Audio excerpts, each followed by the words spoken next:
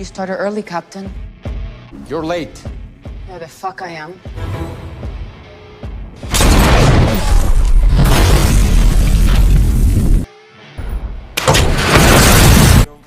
Halo para netizen terhormat, apa kabar semuanya? Semoga sehat selalu dan dilapangkan rezekinya. Sebelum dimulai, jangan lupa siapin kopi panas dan rokok supaya antum-antum semuanya tetap fokus menyimak kisah ini. Di kesempatan kali ini saya akan menceritakan sebuah film action seru dan menegangkan.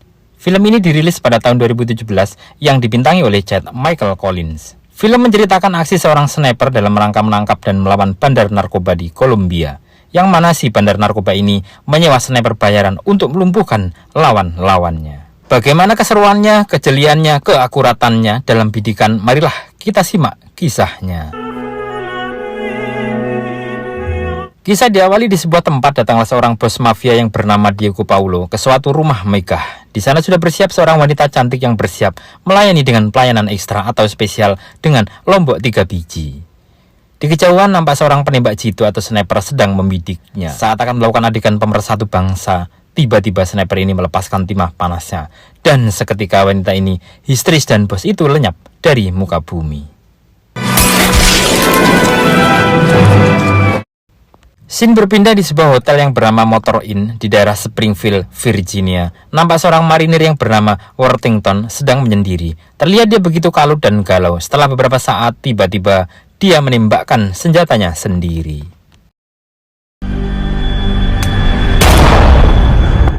Keesokan harinya dilakukan upacara pemakaman ala militer. Di sana juga terlihat seorang sniper tangguh yang bernama Brandon Beckett. Di pemakaman itu dia didatangi Mayor Richard Miller.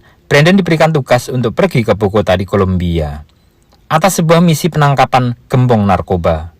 Awalnya Brandon menolak, kemudian dengan sangat gigih Mayor Richard membujuknya, dan hari itu dia berangkat ke Bogota, Kolombia. Sesampainya di kota itu, Brandon disambut oleh seorang polisi dan dibawa masuk ke markas kepolisian Bogota. Di markas itu, Brandon disambut baik dan dijelaskan misi yang harus dijalaninya. Dia harus menangkap atau membunuh seorang pemimpin kartel narkoba yang bernama Jesus Morales. Yang mana dia ini adalah penjahat besar yang menjalani bisnis penjualan manusia, pencurian senjata, dan narkoba. Dia juga memiliki jaringan kuat di berbagai tempat dan begitu sulit untuk ditangkap. Morales sempat menghilang dalam 10 tahun terakhir dan muncul dengan membantai musuh-musuhnya. Dan yang paling hangat adalah aksinya melenyapkan Diego Paulo, pesaingnya, dengan menggunakan jasa sniper handal. Di awal, Brandon diperintahkan agar melaksanakan misinya lusa ke sebuah perkebunan yang berjarak 15 km di luar kota. Farmhouse, 15 kilometers outside the city. We have a line on Morales location, day after tomorrow.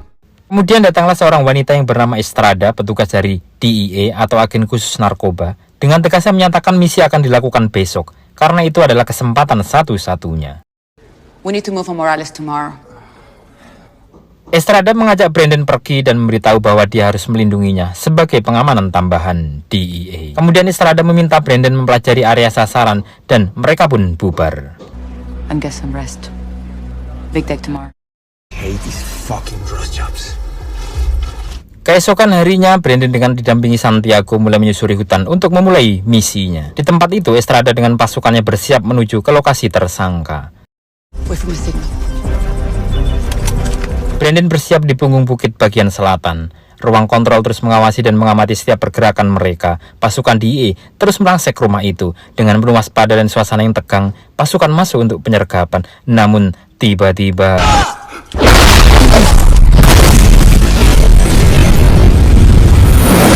ledakan itu menghancurkan misinya. Kemudian sniper lawan terlihat membidik pasukan yang masih selamat. Dan sniper lawan mengarahkan bidikan ke kakinya. Estrada bergerak menyelamatkan pasukan yang hidup, namun tiba-tiba sniper menyelesaikannya dengan sangat akurat. Brandon dan Santiago berusaha mencari posisi sniper, namun tembakan itu meleset dan sniper kabur. Misi ini pun gagal total. Setelah misi itu mereka kehilangan Kapten Garza, kemudian dilakukan pertemuan di kantor polisi. Estrada meyakini ada pengkhianat yang membocorkan misi itu. Tom Beckett meminta menghentikan misi, namun Estrada yang sudah 3 tahun menyelidiki bersikukuh misi harus tetap jalan. Brandon meminta kebijakan tambahan waktu 48 jam untuk melacak Morales dan berjanji akan berhenti jika dia tak berhasil. Dan diakhiri dengan pesan dari Pak Beckett kepada Brandon agar waspada. I want you to keep your head on a swivel and your eyes wide open. Kemudian mereka pergi ke markas DEA di Las Cruces. Brandon sempat mempertanyakan posisi rumah itu yang rawan dibidik jarak jauh. Kemudian Brandon meminta Santiago memeriksa seluruh tempat dari atap. Kemudian di tempat lain saat dilakukan adegan pemersatu bangsa, tiba-tiba telepon berdering dan dialah Puto Diablo, sang penembak jitu, lawan dari Brandon. Dia mendapat bocoran dari seseorang akan posisi Brandon. Nampaknya pengkhianat itu kian nyata di tempat itu. Malam itu di DEA, Brandon mengenang meninggalnya sahabatnya. Kemudian datang Estrada berbincang dengan Brandon. Nampak mereka mencurigai ada sesuatu yang tidak beres dari kegagalan di misi pertama. Kemudian Estrada yang hanya berfokus pada Morales ditegur oleh Brandon bahwa pikiran sempitnya hanya akan menambah korban jiwa. Focus. I just got a lot of people killed. I think I got something over here. On my way. Tiba-tiba Brandon mendapat informasi adanya laser di kejauhan. Segera Brandon menuju lantai atas. Setelah Brandon memeriksa dan benar saja, laser itu berasal dari sniper. Setelah memantapkan niat dan bidikannya, peluru dilepaskan. Namun meleset. Kemudian Brandon menghindari dari serangan balasan itu.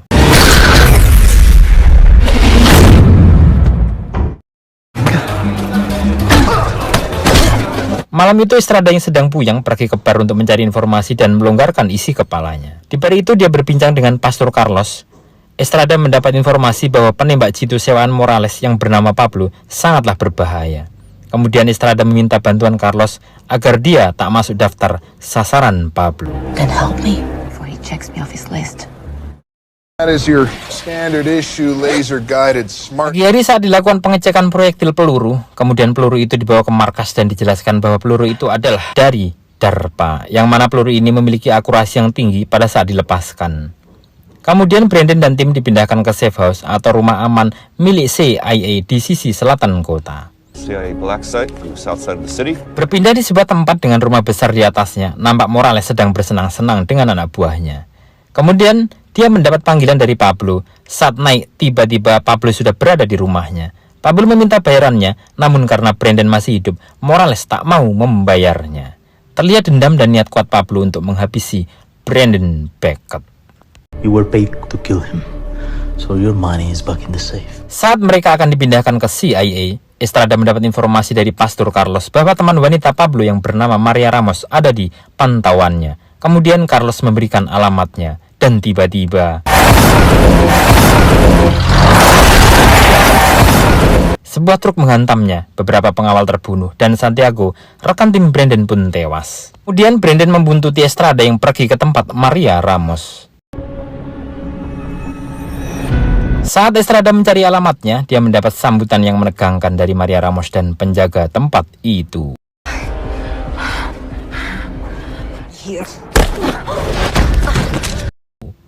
Kemudian saat Estrada terpojok, datanglah Brandon menyelamatkannya. Namun dua orang kabur dan terdengar suara mobil polisi mendekat.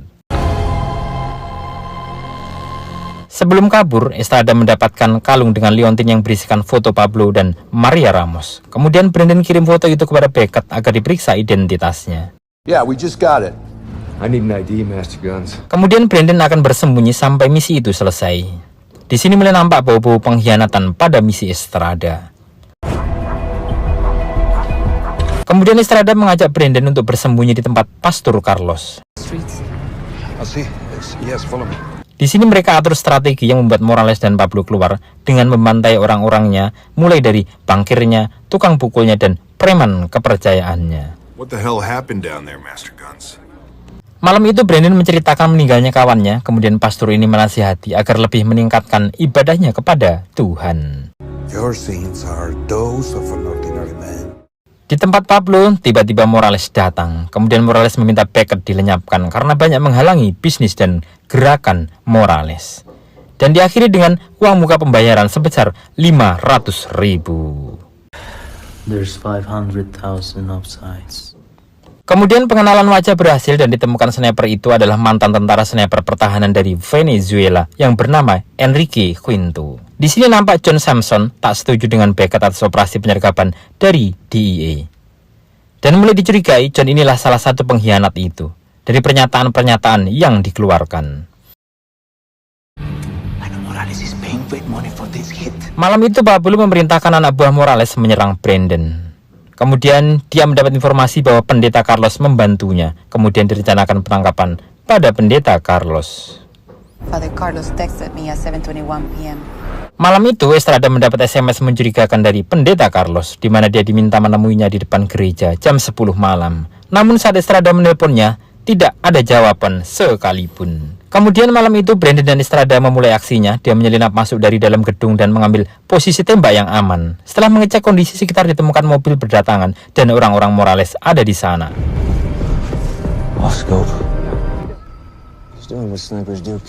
Dan tiba-tiba posisi pendeta tergantung dengan tali. Nampak Brandon dengan sabar menunggu, namun Estrada mengkhawatirkan sang pendeta. Dengan cekatan, Brandon menembak 2 kali talinya dan pendeta pun terjatuh.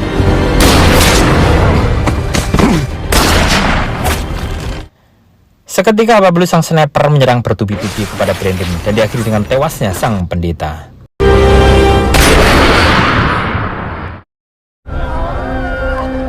Terlihat kesedihan pada Estrada dan warga sekitar di prosesi pemakaman itu. Saat proses pemakaman berlangsung, Brandon melihat salah satu anak buah Morales. Kemudian Brandon mengejarnya dan tak ada perlawanan berarti. Kemudian anak buahnya ini nampak emosional saat diberitahu bahwa Morales lah pembunuh pendetanya.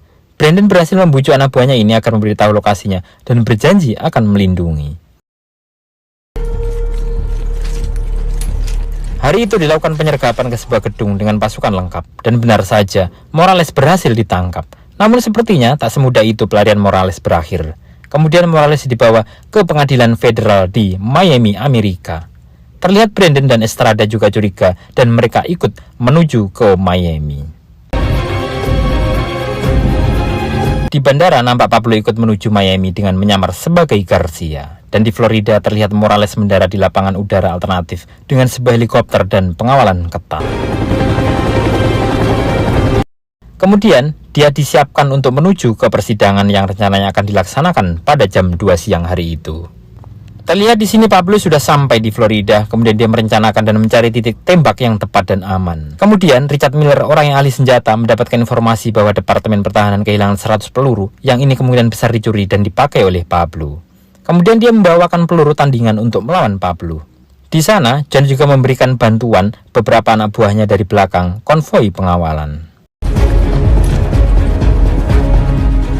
Kemudian kendaraan pembawa diberangkatkan, Morales palsu pun dimasukkan ke mobil untuk mengelabuhi lawan. Brandon berhenti di sisi bangunan dan dia mencari tempat untuk menembak. Nampak informasi strategi itu tidak sepenuhnya diinformasikan pada John. John hanya diinformasikan bahwa Morales dibawa menggunakan mobil van putih. Old Cadillac, moving at high speed. Saat iring-iringan kendaraan mulai jalan, nampak mobil asing mengejar dan mendekati. Kemudian dari kejauhan, dia belum melepaskan pelurunya dan serangan pertama pun terjadi.